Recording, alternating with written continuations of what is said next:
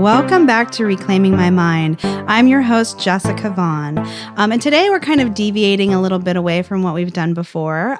We actually have on Dr. Scott Ferguson, who is going to talk to us about modern monetary theory today and talk really about how we can afford the progressive policies that so many progressive advocates and candidates want to push forward. But you always kind of get that resistance from people who say, well, how are we going to pay for it? So today we are going to talk about that. So let me introduce my guest. Again, we have on Dr. Scott Ferguson. Thank you so much for joining us. Thank you so much for having me. And I like to, before we kind of jump into the nitty gritty of whatever topic, is really kind of learn about our guests a little bit as well. So feel free to tell me a little bit about you and how you got interested in this topic. And so the listeners know a little bit about Scott. Sure. So I grew up in Los Angeles, the suburbs of Los Angeles, and I ended up following a humanities academic path. I went and got a PhD at UC Berkeley, and I studied rhetoric and also film and media studies. And along the way, I thought a lot about politics and economics and the relationship between political economy and culture, and in my case, visual culture. Right now, I'm really interested in studying Hollywood blockbusters and what they tell us about our world politically, economically, socially, and whatnot. And I moved to Florida, to Tampa, in 2010. My partner, Amy Russ, and I got a job at USF. We got jobs. We didn't get one job. We got two jobs. And we teach film and media studies within the Department of Humanities and Cultural Studies at USF.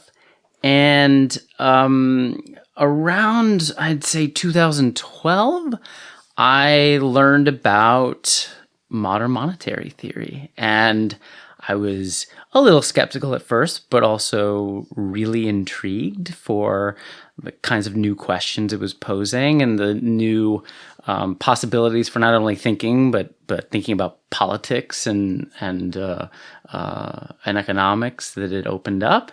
And then I kind of oriented my research around not just thinking about culture and movies and politics and economics in a more conventional sense, but really organizing it around what MMT was opening up for me, basically. So it sounds like you had kind of a holistic connection to all these different things when you were learning about the arts, how it related to humanity, and how that then relates to economics. So it was kind of like holistically all connecting the dots for you. That's right. And I think that's important. I didn't come up through, I don't have an economics degree. I didn't come up through that. And that the economics academy tends to be much more narrowly focused. Whereas for me, it's always been important to be thinking, quite frankly, about the way that everything's interrelated, right? And that you can't separate out economics from culture and art and pop culture and things like that. They're absolutely related. And also the mainstream economics, typically the way that they bring culture and art and economics together is by just really thinking in terms of individual people's preferences and desires. And this is not, this is a very narrow model for thinking about the way that culture and art are, part of society. Well, let's get into it because you keep saying MMT, and I just want to reiterate for those of us who are not economically minded that every time we say that, we're going to be talking about this theory, this modern monetary theory, which my opinion, and I think that you might agree. We wish there was a name that sounded a little less maybe academic, or because when it first was broached with me when we had the meeting topic, because I originally met you at the Progressive Caucus of Tampa Bay's meeting on this concept. I wasn't that excited about it. My eyes kind of glazed over. And when I pitch it to other people, they have similar experiences, which is one of the reasons why I think it's so important to really just, define it for people in a way that doesn't sound, like it's a course in economics theory, even though it is. But it also talks about how, we have more of an ability ability to take care of the people in need in our country, right? Because, so let's start at the beginning. So from my understanding, when we're talking about economics, what everyone always focuses on is the national debt, right? That's kind of like a starting point for American economics from when I talk to people. Yeah, and when we're talking about the politics of federal spending and fiscal policy, that's where we go, is the national debt. Okay, so originally, like in my younger years, when I thought of the national debt, I thought it was like how much more money we had printed than we had to back it up. Like I thought like, oh, the national debt means like we only have $4 million worth of gold and we're spending $7 million. But in reality, what it is it's basically meaning that it's more money that we're borrowing from banks because we don't take in enough money from our tax revenue to pay for everything. Am I understanding that right, or am I completely off base here? A little bit right and a little bit off base. Okay, so explain to me about the national debt as a starting point. Okay, the national debt is nothing other than the total outstanding Treasury securities that the federal government has issued and has sold. Okay. So what this means is that, and we're already getting into MMT here, what this means is that what looks like a debt for the federal government is actually a surplus for the private sector. Meaning banks usually? Big financial institutions that can buy those securities, but not just that. Like a lot of our retirement accounts, invest in Treasury securities. Gotcha. Treasury securities are the safest asset, not just in this country, but quite frankly, in the world. And the reason that they are so safe is because they are backed up by the full faith and credit of the U.S. government that doesn't seem to be going anywhere very soon. Wow, that's debatable. Well, yeah, okay. That's another show anyway. Yeah, Sorry. that's a different show. So when people get very, very nervous about the growing national debt, the MMT response is at least twofold. One is you're not looking at the rosy side of the picture, which is this means Americans and others who hold treasuries around the world are more wealthy. That's all money in all of our pockets. And then the real MMT twist is to say that because the federal government is the issuer of the US dollar, it has a monopoly over the issuance of the US dollar. It can never run out of the US dollar, and so it can always make good on any interest payment or of any kind in redeeming that national debt when it's time to pay back, right? And when it's time to pay out, this is never a problem for the federal government. So is there term limits on this? I mean, is there going to be a time when they have to pay the government? Well, it's rolling. And we have different treasury. So they pay off a little bit and then borrow some more, and it's okay, right? Except for MMT, it doesn't really make sense to use that word borrowing. Okay. So it's usually helpful to make an analogy with, let's say, a sports game. So let's talk about. I know so much about sports. Let's talk about the Tampa Bay Lightning. Okay, right. I do like hockey. So the referees from the Tampa Bay Lightning, right? When they want to award points because goals have been scored, they are the only ones who are allowed to award points. Right. So if Tampa Bay scores a goal, but maybe there's some kind of foul or penalty, like it wasn't a legal score, it's up to the refs to say, does that count or does that not count? When the refs are then going to actually legitimately award points, they produce them because they are authorized to produce them. Right. They don't have to borrow them from anybody. In fact, the whole idea that a referee would have to borrow points, from like another team or another game, doesn't really make any sense, right? And so this is MMT's basic point of view, that because money is a public monopoly, right,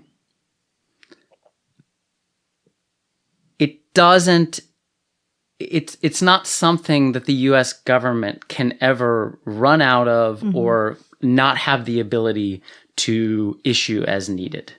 So why would we be set up in a system? So, and that's the MMT perspective of it. Yes. But for people who don't consign to that theory, what the concern is that the U.S. is borrowing all this money. Essentially, we're not bringing enough taxes to pay for the budget needs that we have, whether it's military or however our spending is, that we don't bring in enough money through the taxes. And then, so somehow through big banking institutions or other people who buy these bonds, we're essentially getting the money by promising them more money in the end with some interest on it. Yes. And that's why people would buy it. Right. So although it's not borrowing, it's very similar to that in the construct that we have now. Yeah, we call it borrowing. Okay. But that is misleading. Because through the MMT theory, like you said, we can make as much money as we need to, so we don't therefore need to borrow money. Right. And in fact, the U.S. government can't really borrow in its own dollar. It just doesn't, it makes no logical sense, even though that's what we all believe. That's how we talk. The MMT perspective is that it cannot. So why would it ever be set up that way to originally begin with? If it was so, if we have the ability, wait, let me backtrack a little bit. So if originally money was meant because it represented gold, right? Is that how the dollar originally formatted? Like it was in place of gold, or no? That's not, okay. So that's nowhere near. Well, we've had gold standards at certain brief moments in American history. But that itself is a political decision, and they never really work, and so we move off of them.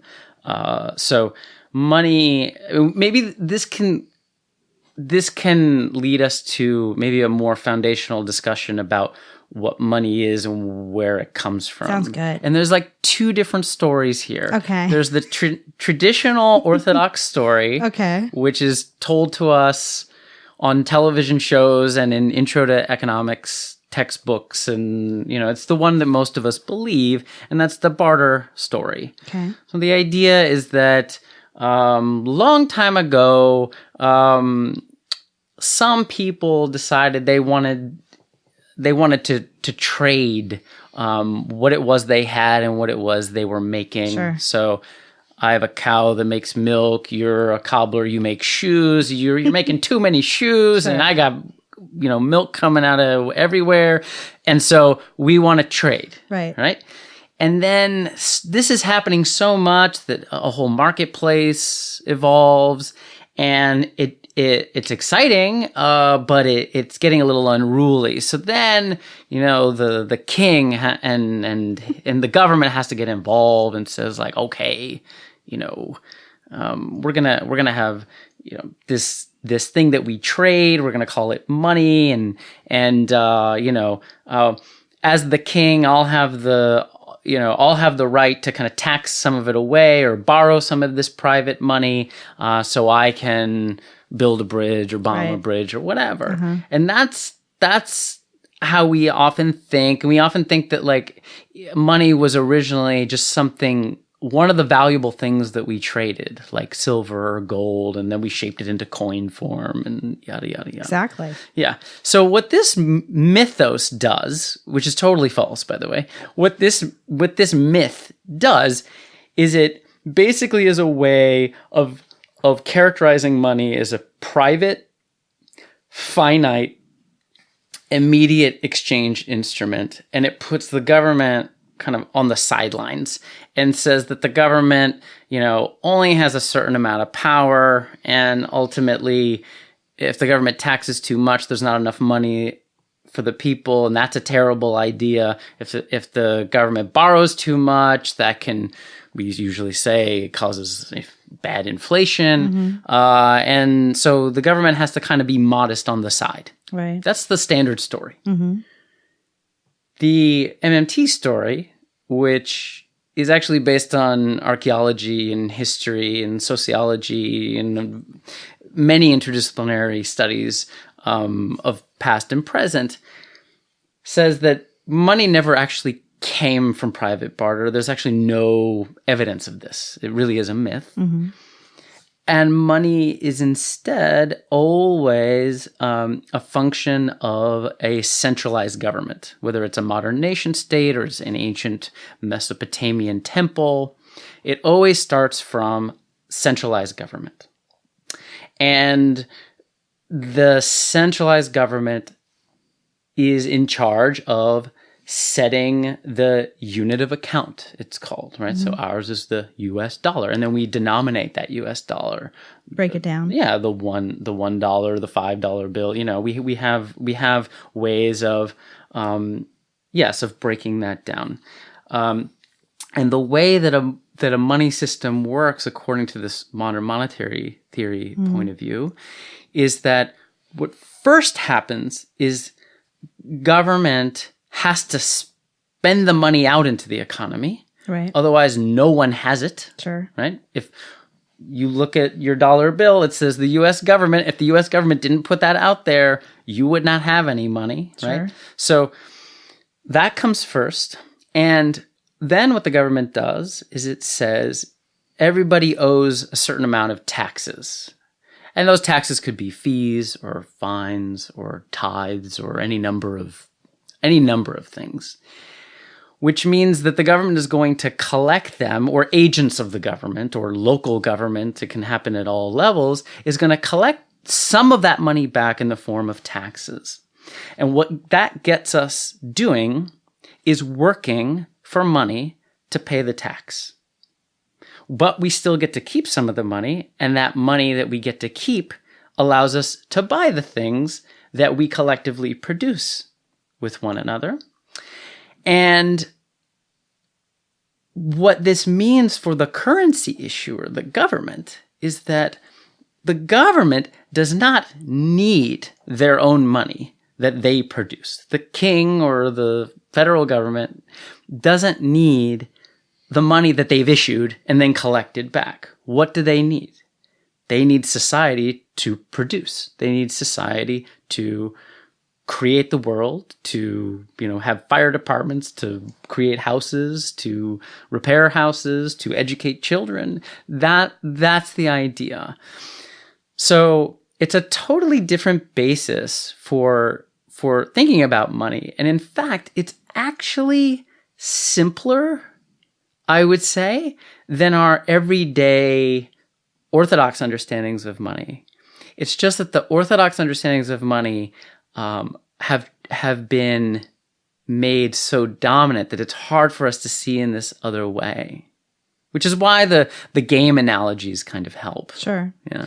So back to then, if the government has the ability to create as much money as they need, it sounds like from this theory, if I'm understanding it right, that essentially more than the government needing money, it's a way to motivate people to work, essentially. Absolutely. So why at this point would we, as a nation, in your understanding, have come to a point where we even have the concept of a national debt then? So I'm going to answer that, I think, the spirit of the question rather than the specific idea of the national debt. Okay. Why do we have this system set up as we do? I will say it's a mixture of reasons. One reason is that at certain moments in history, institutions were set up, certain access and rights were established, control and power was allocated in certain ways. And if you curtail the power of the public purse, what that does is it gives a lot more power to large corporate and financial interests. Mm-hmm. And then if you have a mythology about the way that government is hemmed in and can't really fully spend, if there are unemployed people, it can help out, but it can't fully afford to make up for the lack in the economy. Yeah, I mean, it's a political project. And there have been times in the history of this country when Americans have been wise to this, mm-hmm. and they've risen up and in marches and protests, in writing and pamphlets, mm-hmm.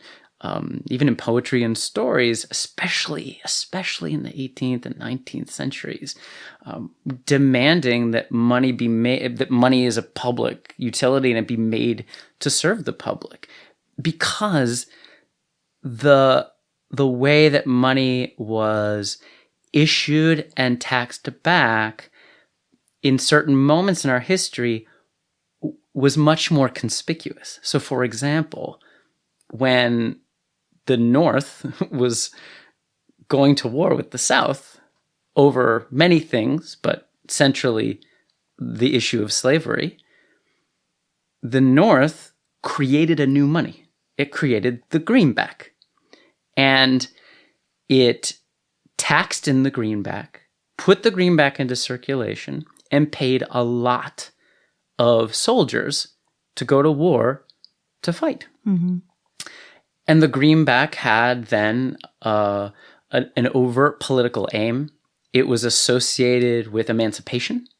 It was associated with being on the side of freeing the slaves and African Americans. After the Civil War, various groups, populists, farmers, sometimes they were racist, sometimes they were arm in arm with African Americans, demanded that the greenback not be retired because the war was over, but be issued more, such that we could have a peacetime economy.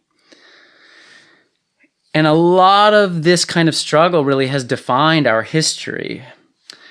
But for as much as I love FDR and kind of want to return, a double down, more just return to the New Deal moment, mm-hmm.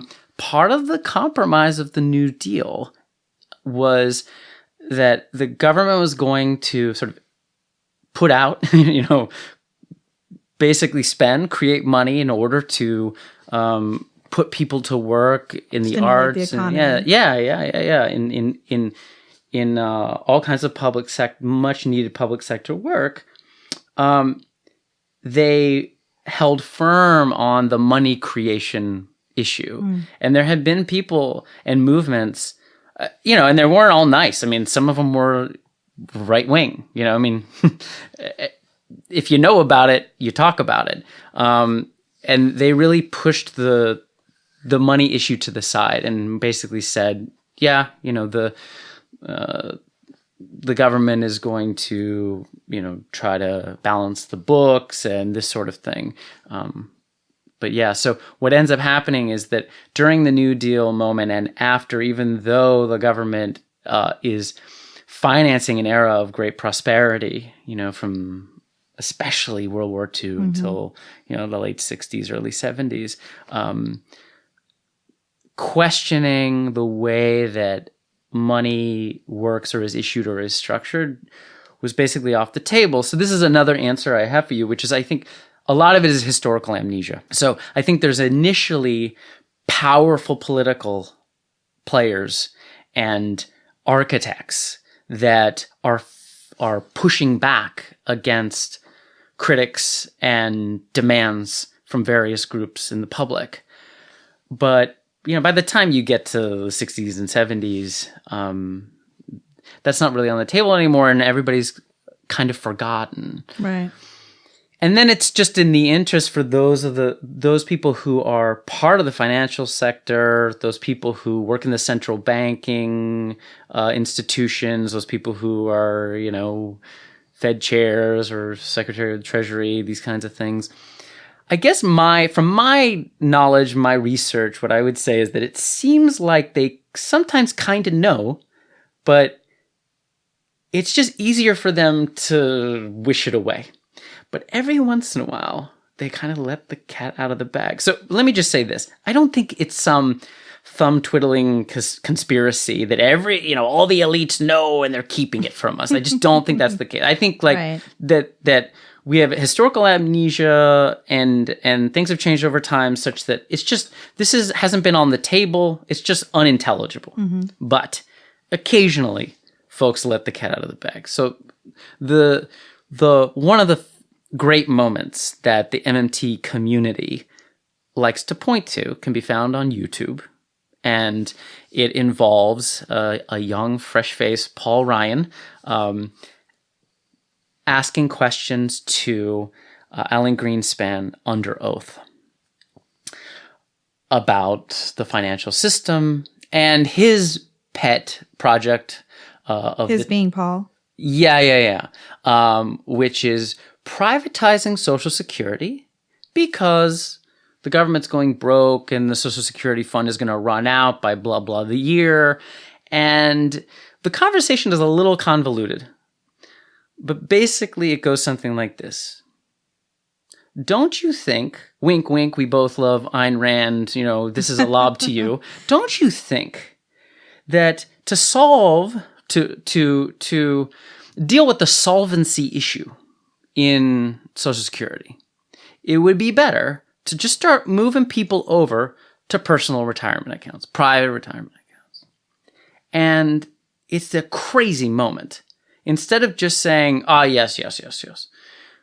Greenspan says, I wouldn't really say solvency is an issue because there's nothing to prevent the federal government from creating as much money as it wants to and paying it to someone.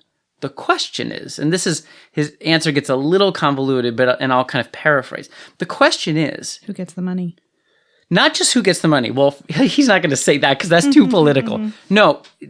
As a true kind of narrow-minded economist who doesn't care about people, but the point still holds. He says, the question is, are the real assets being produced? Essentially, are we producing, right? Are they there to be purchased at the time that those benefits are authorized? So what does this mean? Let me translate this. This means that the federal government can keep filling up the Social Security Trust Fund. In fact, it doesn't even need to have a special designated fund. It can just keep paying. The question, and again, this is Fed, libertarian, free market, Ayn Rand loving Fed chair Alan Greenspan. The question is, when, let's say in 10 years or tomorrow or in 20 years, when the federal government makes the money and disperses the checks, does grandma or grandpa, do they have the ability to go pay hospice? And does hospice have beds? And are there nurses? And are they trained? And are they available? Is there a shortage of nurses? Are there not enough sheets for hospital beds? If you have a production shortage, that can be a problem. Sure. And that can lead to inflationary pressures, which is basically his point. And at that moment, it was, I think, on C-SPAN. You can find many YouTube clips of this. They're out there to be seen. He basically distills the lesson of MMT to just a beautiful little soundbite, a little nugget, which is the federal government can afford whatever is materially, socially, technologically feasible because it creates the money. The question is, and the real question is, are we spending productively? And is the coordination between the public and the private sector creating the real goods and services that we need to live and thrive and buy? If there's a mismatch, then you can have trouble, which is why MMT says we actually have a much better theory of inflation than the kind of going mushy ideas that we all kind of have today about inflation. MMT gets accused of hyperinflationary all the time, ideas. everything I read on it. Right, exactly. But our argument is that we're inflation hawks. We see potentials for inflation all over the place. And what we want is targeted, smart, planned social spending on productive activities that serve people and serve the environment. All right, so let's back it up a little bit because we got very deep. We did. And my brain needs to process for a moment. So it does seem when I'm researching this that although economically there should be not a partisan divide on theories and how the economy works and where money is, everything we're talking about is kind of like not necessarily a partisan divide, but always a divide between those who have power and those who don't. And at this part, it does seem to be partisan because in all of my research, it's like the Democrats are kind of, reaching and embracing MMT more, especially the progressive Democrats. And it seems like it's really, really causing an issue with Republicans. I mean, in some of the stuff I was reading, at some point they're demanding in the finance committee to get Democrats on record about MMT, and I think that's the House budget. Is it the House committee. budget? It's the House budget Republicans who want to basically do a kind of show trial and humiliate Democrats for their alleged allegiances to MMT. Yeah. And it seems like, there's this, like you said, this fear of inflation that, if we have unlimited amounts of money and the government can spend it as needed, then, the concept of how valuable that money is and how much people are going to assign to pay, how much goods are going to cost are going to go up. So explain to me how, when you say like you're inflation hawks, let's chunk it down a little bit and talk about how the Republicans see it as causing inflation rise compared to the reality of that. So in the Republican argument, or we'll just say opponents of MMT. Yes. We won't necessarily make it partisan, right. But opponents of MMT, are saying essentially, why do they think it will cause inflation? They think it will cause inflation because they think that public spending crowds out private spending, and they use what is in the jargon called the quantity theory of money, which is from a MMT point of view is false, and they sort of imagine just that there's just the right amount of money circulating in the private sector where money belongs really and where it comes from, they would sort of imagine. And that when the government spends, it's always too much. It's always overflowing, and it's potentially going to eat into the private sector in certain ways, and then it's going to be more than anybody needs, and because there's so-called too much money chasing too few goods, then the value of everything is going to the price of everything is going to rise, and then the value of the dollar will start to plummet. Gotcha. So how do you say again that that's false based on that theory? Okay. So where to start? Inflation doesn't work like that because it is not a homogeneous quantity that just expands and contracts. That's one place to start. Another place to start is thinking critically about the assumptions that go into some of these mainstream and often Republican claims about inflation. So, can I ask you a question real fast? Do you think inflation is a real thing? I think, okay.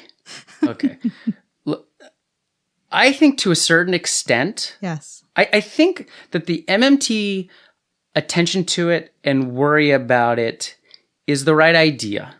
But I will say this. We use a word like drugs. What does drugs signify? Anything that chemically alters your body. Yeah. And then how do we use it like in the Reagan era? Hard drugs that people, criminals use. Yeah, right. And then what does it do? It gives a single category for a bunch of very different things. Right. So marijuana, mushrooms, speed, cocaine, all these things fit under it. Mm-hmm. Are they all the same? No. No, not at all, right? But by calling it all one same thing, it groups it all together and allows you to have a war on it, for example, right?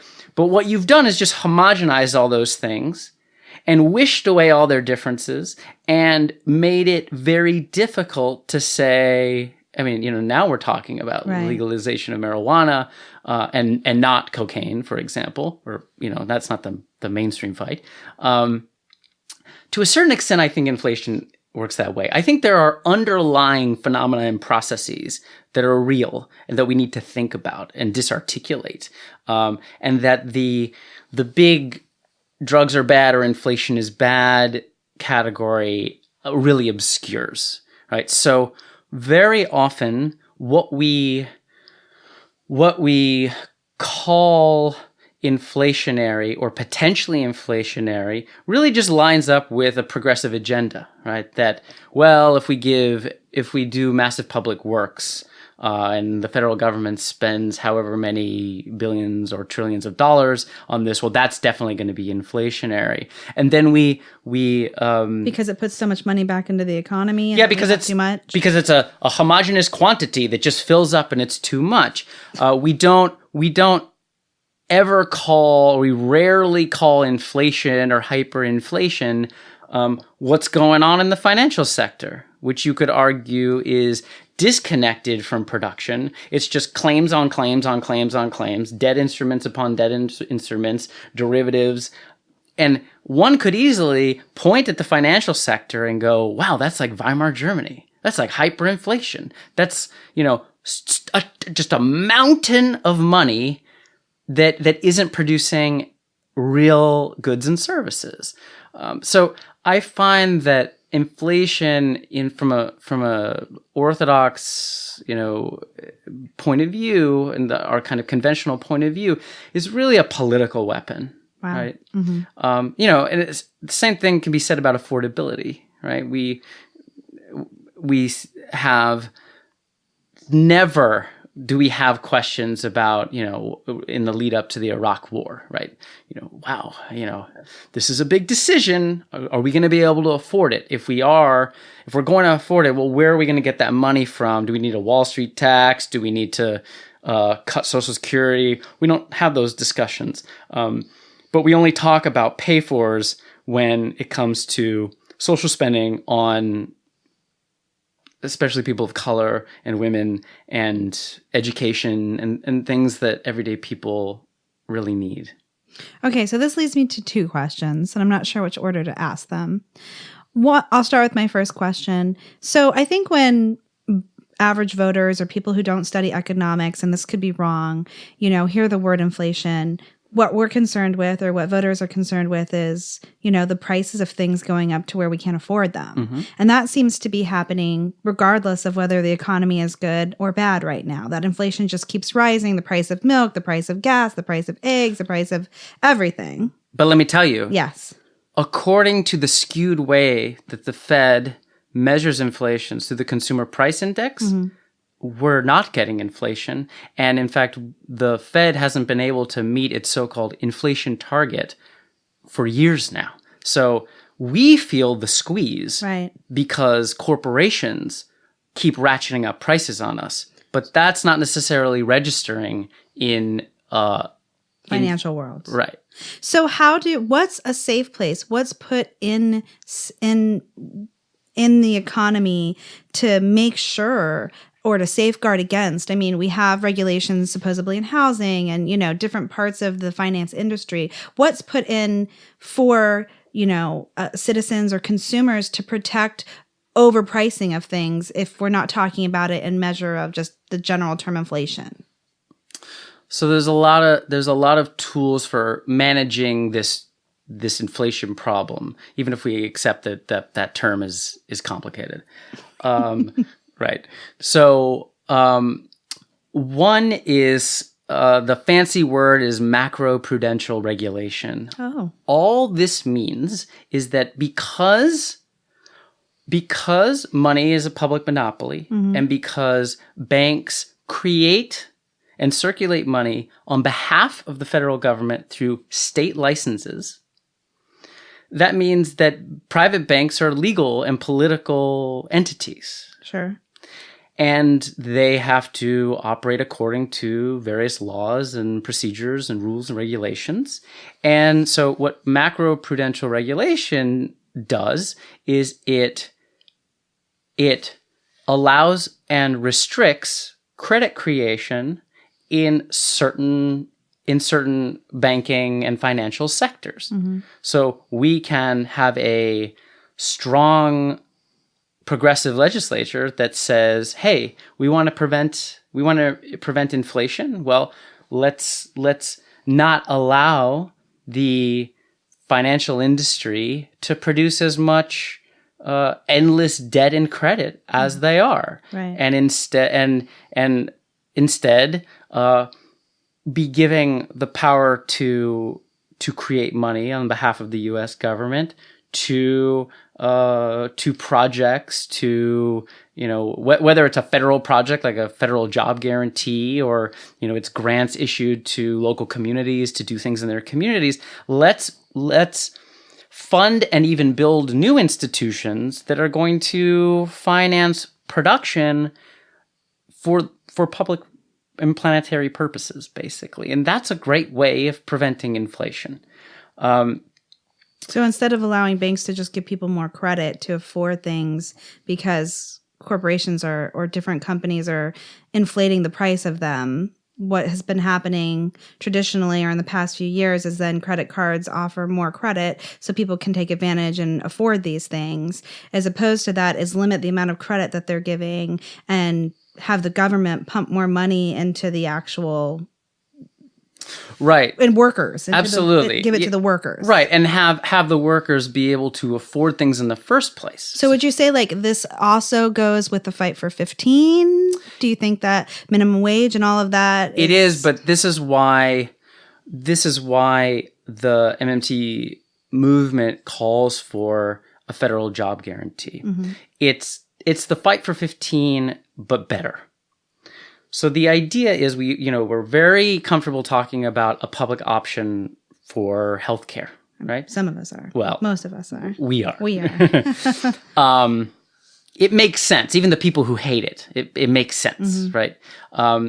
So we talk about a public option for work, which would be federally funded, and it would be administered across scales. You could have federal level public works, you could have state level, you could have county level, you could have city level. You can also make grants available for nonprofits, and there's more options, worker cooperatives, right? And what it does is it creates training and placement for everybody, every resident, hopefully, who is willing and able to work. Or even if you're disabled, but you're willing and we can find a job for you that you can do. Basically, it says if you want a job in America to help in the Green New Deal, come on down. We'll hook you up and we'll give you hopefully a living wage. Let's say, $18 an hour, $20 an hour, fight for 15, whatever we legislate it to be. So we give you a living wage. We build in a benefits package suite. We have paid vacation. We have sick days. We have parental leave. We have, you name it, right? Hopefully we have universal healthcare by now anyway, so we don't have to bake that in. That'll be its own thing. Starry-eyed dreamer. Yeah. But basically you build in a robust wage and benefits package. And then hopefully you're in a thriving, imaginative, democratic society where the jobs that are being created are like cool and interesting, and they're in community gardens, and they're retrofitting buildings in a green way, and teaching music to kids in school and doing those kinds of things, right? They're not like, slaving away, like breaking rocks for no reason, right? So hopefully you've got like, it's not just a wage and benefits package, but it's like a quality of life thing. So how is this different than socialism? Well, okay. I want to finish this. Okay. But it depends what you mean by socialism. Okay. If by socialism you mean like Soviet command economy, is that what you mean? You mean like I mean, like workers having more control over the wages and the goods that they produce, and having, as opposed to it being like wages are produced and then the employer then pays somebody, when you talk about workers co-op and those sort of things, it brings to mind socialism. Yeah. So if we're going to define it that way, I think it's fully compatible with that. But don't let me... But it doesn't have to be. I mean, it can be more egalitarian. It can be less egalitarian. It can be more participatory. You can have participatory budgeting built into this. You can have, participatory, cooperative workplaces built into this. Or you could have like just top down, Gotcha. You do this, you do that. I'm kind of open. It just means the government guarantees jobs for everybody who wants ones, essentially. Absolutely. Right. But where it's not socialism in the sense of it's not a command economy. Gotcha. It doesn't say nationalize all the industries, have the government just say how much everyone's going to make according to some rigid centralized plan. That's not right. This allows for the flexibility and the plasticity of all kinds of production and experimentation, public, private, not-for-profit, all kinds of things. How would you keep the public sector from overly competing with the private sector? Okay. Can I answer the inflation part of this? Yeah, sorry, okay. Go ahead. So what happens is that it creates what MMT calls a wage benefits floor for the whole economy. Gotcha. That becomes the true minimum wage. Meaning that no matter what, you could always go work for the government for this set price. Absolutely. Gotcha. And then from that perspective, even the fight for 15 is not a true minimum wage, because as long as there is unemployment, right, that means the actual minimum wage is zero. But if everybody's guaranteed a job, then that means it's a true minimum wage of 15, 16, whatever we're going to make it, right? And then what that does is it does push the private sector, and it basically says, do you run an unjust, exploitative, and alienating firm or business, like, I don't know, let's say Walmart, then you've got to shape up or you're done. Right. You have to change what you pay, the hours that you make available, the quality of work life has to change. You have to offer these benefits, and you have to do one better than the government. Right. Because if I can go work in a public library helping kids, reading to kids, and make a living wage with benefits, I'm not going to go work at Walmart unless Walmart changes. Sure. So that's one way in which it competes. But what that is democracy, right, saying in our society, nobody deserves to live below a certain humane level of existence, right, basically.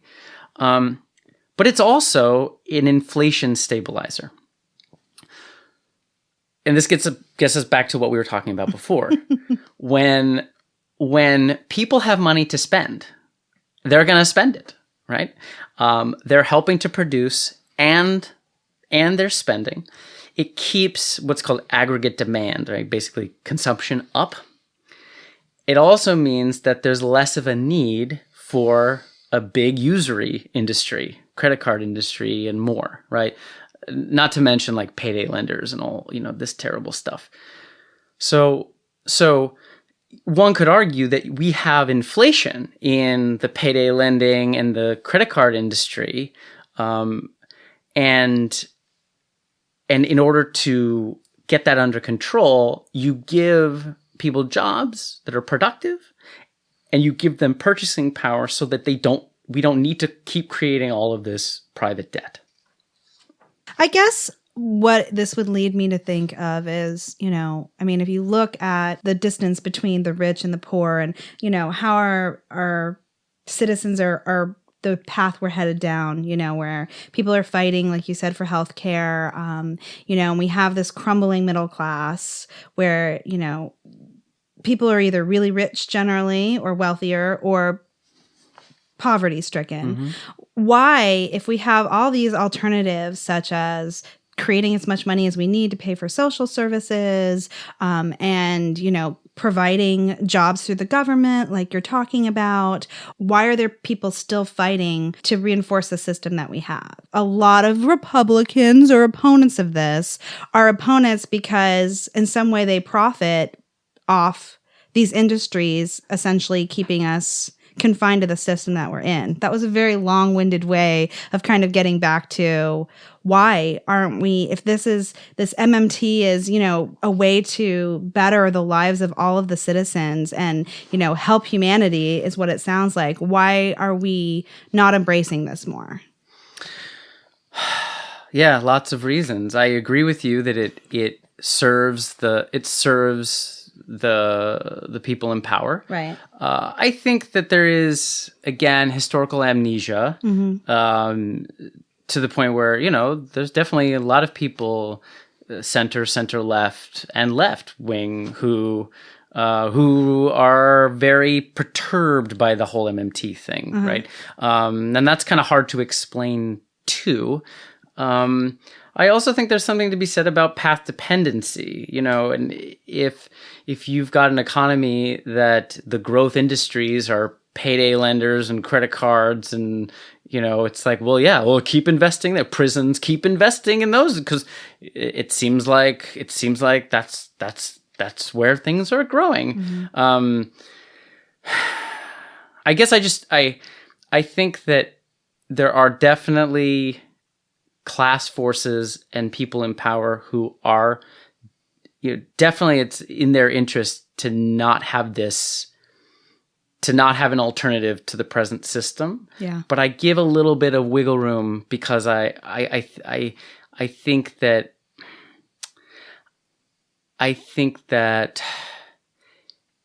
it's a more open situation than just a kind of Republican versus Democrat, right versus left, black and white, capital versus labor, to use old Marxist language. And I actually think that there's a whole way that MMT can allow us to reimagine our whole kind of political culture. And I think especially, elites are going to elite. but when we're talking about what's left of the middle class, even some upper middle class, working class people, who they're either Republicans or Democrats, that are trying to get by, whatever that means for them, Sure.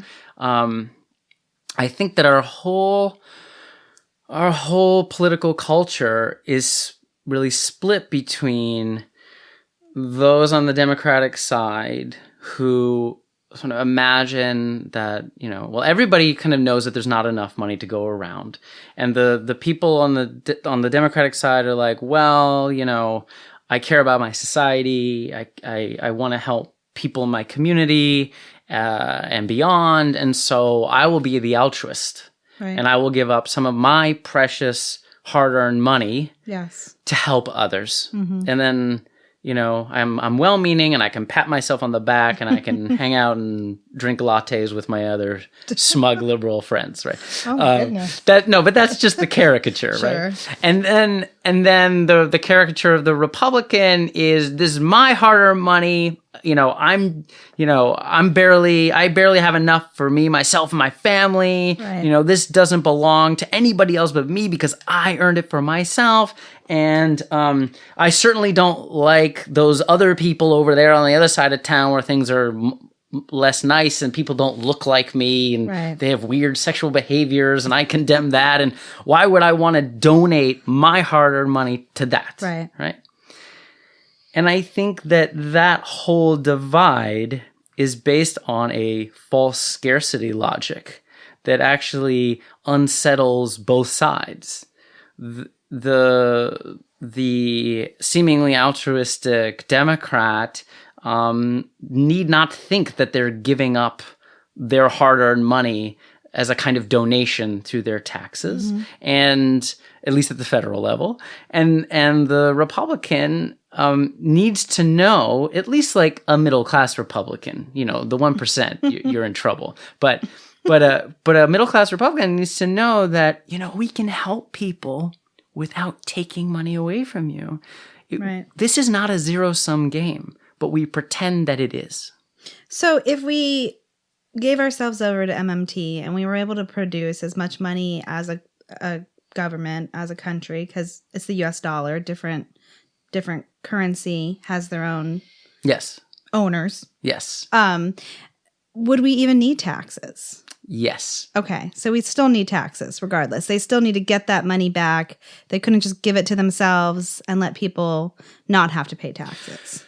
Because what taxes essentially are is, well, they serve multiple functions. At the bottom for MMT, remember that origin story I told? At the bottom, taxes are essentially motivation to get people to work. It is, and it's a way of formally, politically, and legally obliging us as individuals to come together as a society and then work together, right?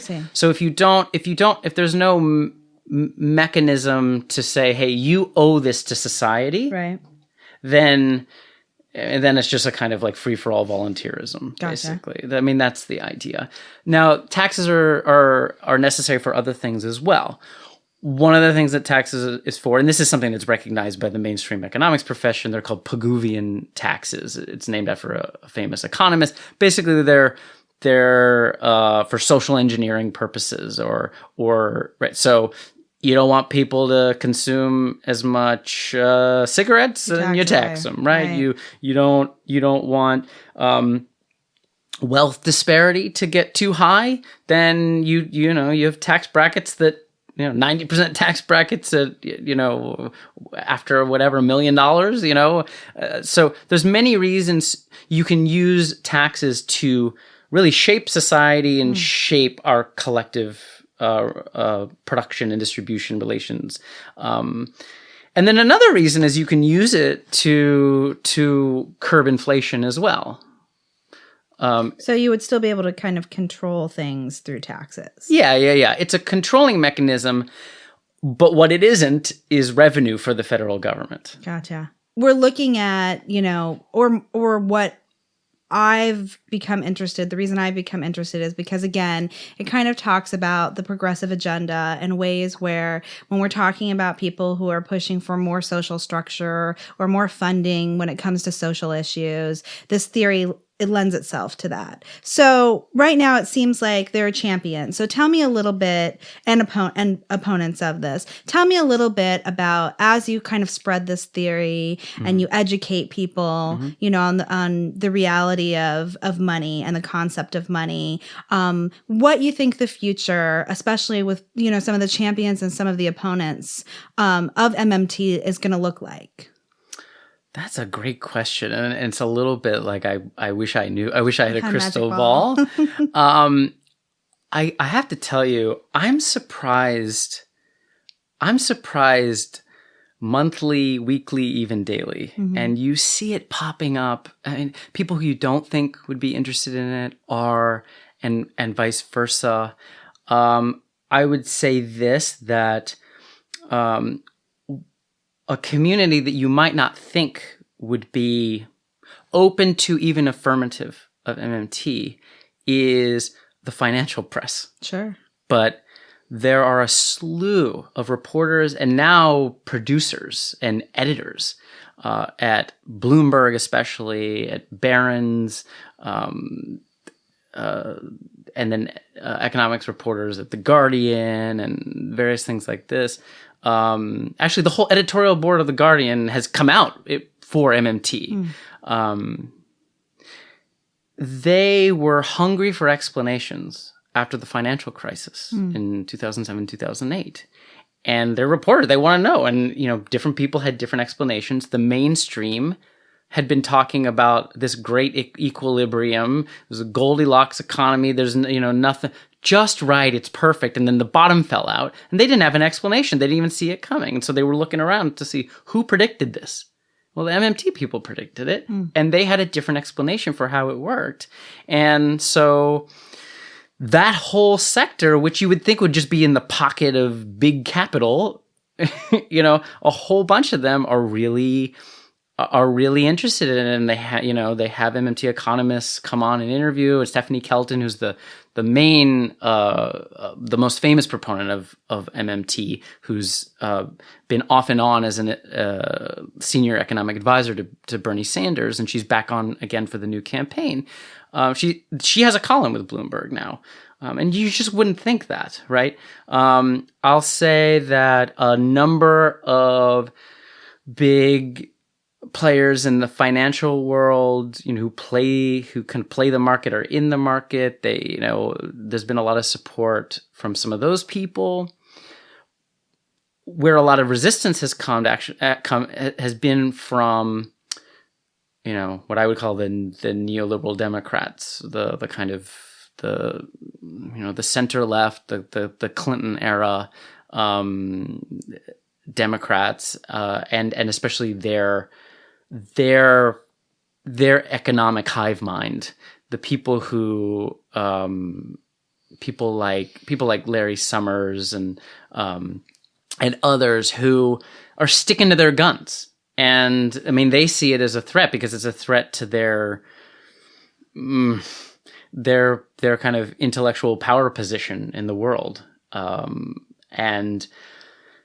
what's interesting about a lot of those debates is they kind of keep moving the goalposts. So back after the financial crisis, when MMT was calling for huge fiscal investment, and if there wasn't going to be a huge fiscal investment, not just a bailout of the banks, but helping people with their homes, having a federal job guarantee to put people to work as the unemployment numbers were shooting through the roof, they were like, no, not so much, and we need to be careful about the budget exploding and this and this and that. Well, nowadays, a lot of this group has come around and they're for big fiscal expenditure, but they still hold on to their explanation of things. And they think that, eventually we have to balance the budget. Whereas MMT says, you don't balance the budget, you balance society and the environment instead. Wow. I like that. So which officials or candidates or anyone, who are some proponents of this, of some names that people might recognize? Okay. So, because these are big ideas, sure. And they can be it can be a political liability to come out and just, bald-facedly say these things. Sure. I think a lot of people, there are a number of politicians who have dipped their toe in or they're not going full-throated support, but they're on board, right? So Bernie Sanders continues to say very non-MMT things in public, but he, with Jane Sanders, created the Sanders Institute. Right. He's had Stephanie Kelton on his side since 2015. And she says MMT things all the time, right. And everybody knows they're attached to one another. And she, Bernie and the Sanders Institute puts on events and Stephanie speaks. So that's one place where MMT is happening. Alexandria Ocasio-Cortez has been a friend of the MMT community. Is she an ally? She's an ally. She, in early January of this year, the financial publication Business Insider asked her, what do you think about MMT? And she says, I absolutely think that MMT needs to be part of the conversation moving forward. And actually, since that moment, the press has been just hungry for MMT. Representative Ro Khanna from California, he's just out. He's just out of the closet. He's down with MMT. And there are others. Something else I should say is that there is a law professor who's a friend of mine named Robert Hockett. He is a Cornell law professor. He's not official MMT, but he agrees with us basically. Does he sip lattes? He I don't think he sips lattes. Oh, okay. No. And if he did, I would still love him. He is a advisor to AOC, and he helped draft the Green New Deal resolution, and he's worked with the AOC adjacent think tank called the New Consensus. Oh, okay. And they put out a kind of info sheet a few weeks after the resolution was passed, and you can find it online. And it doesn't say the words modern monetary theory. You don't see MMT anywhere on it, but it's MMT logic to a T. And it says taxes will not be raised to pay for the Green New Deal. New bond issuance will not be implemented to borrow for the Green New Deal. The federal government will make the funds available that are needed. And so that's part of the Green New Deal. It's not in the very thin, short resolution, right, but it's part of the vision. Right.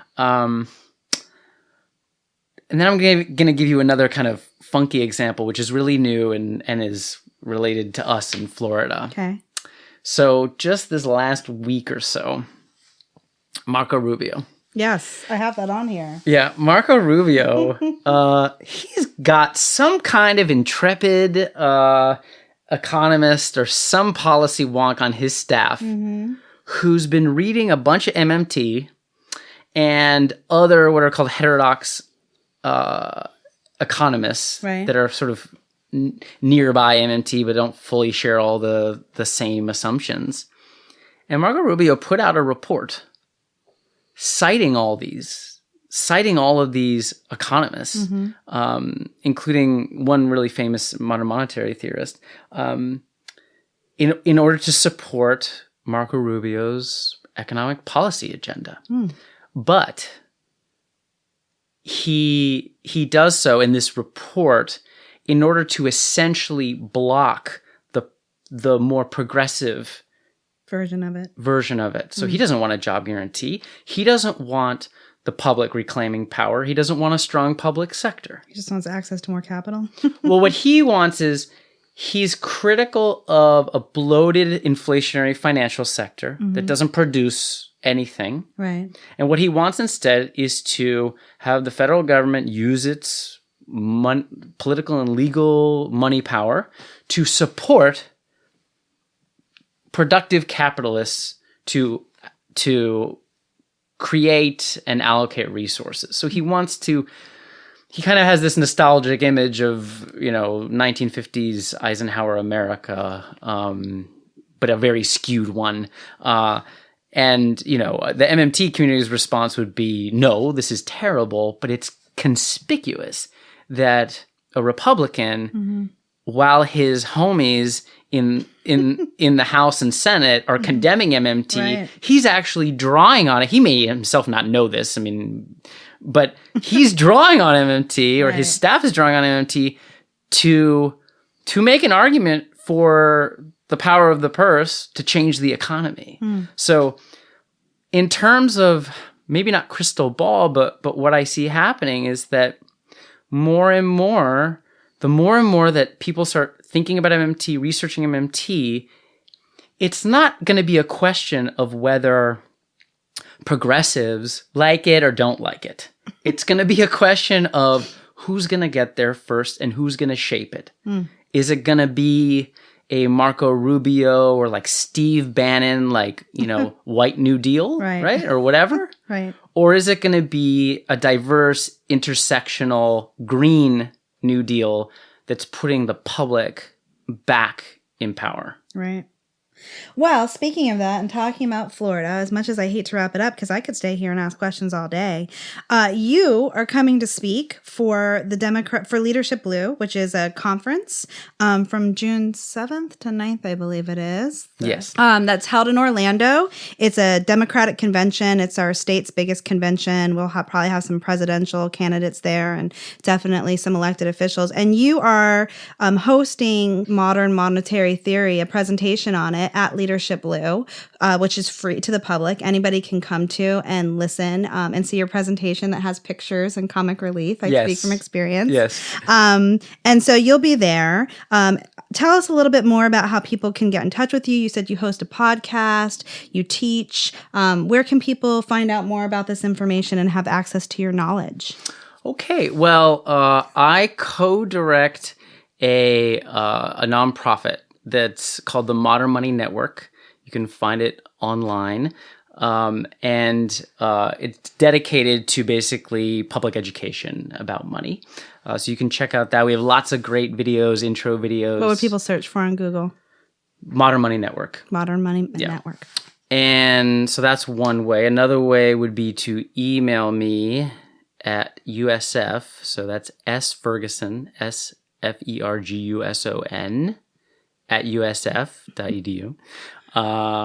And yeah, I host a podcast. The podcast is more like advanced. It's kind of a scholarly, public-facing podcast, but we do talk about money and culture. It's called Money on the Left, where it should be, where we want it to be.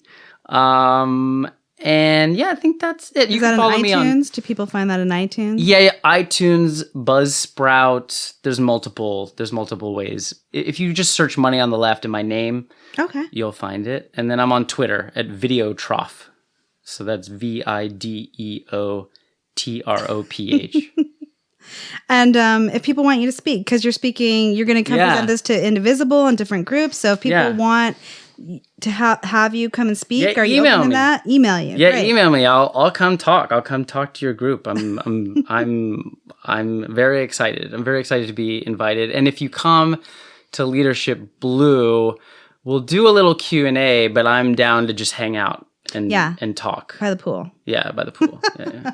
All right. Well, thank you so much. I really appreciate it. It's been very educational for me and hopefully for our listeners. And if you have any questions, you can email Dr. Ferguson, or you can always email me at jvaughn, VAUGHN, the number 30 @gmail.com.